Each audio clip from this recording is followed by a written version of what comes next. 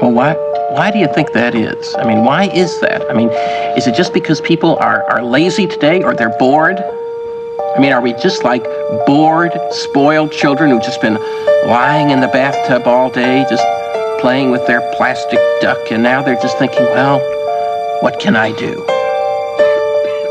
Okay, yes. We are bored. We're all bored now. But has it ever occurred to you, Wally, that the process that creates this boredom that we see in the world now may very well be a self-perpetuating, unconscious form of brainwashing created by a world totalitarian government based on money, and that all of this is much more dangerous than one thinks, and it's not just a question of individual survival, Wally, but that somebody who's bored is asleep, and somebody who's asleep will not say no? See, I keep meeting these people. I mean, just a few days ago, I met this man whom I greatly admire. He's a Swedish physicist, Gustav Bjornstrand, and he told me that he no longer watches television, he doesn't read newspapers, and he doesn't read magazines. He's completely cut them out of his life because he really does feel that we're living in some kind of Orwellian nightmare now, and that everything that you hear now contributes to turning you into a robot.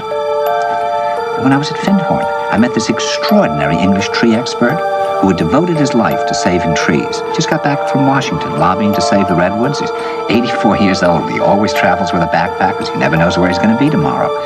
And when I met him at Findhorn, he said to me, "Where are you from?" And I said, "New York." He said, "New York, yes, that's a very interesting place.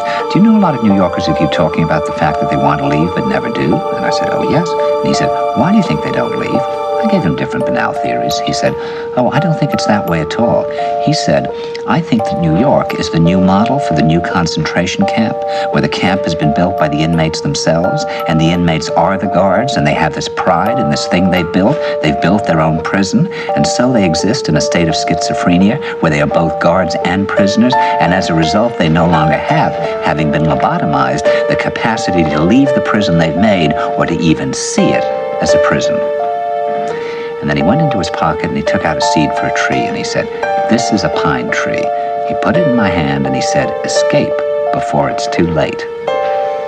See, actually for 2 or 3 years now, Chiquita and I have had this very unpleasant feeling that we really should get out. And we really should feel like Jews in Germany in the late 30s. Get out of here. Of course, the problem is where to go, because it seems quite obvious that the whole world is going in the same direction.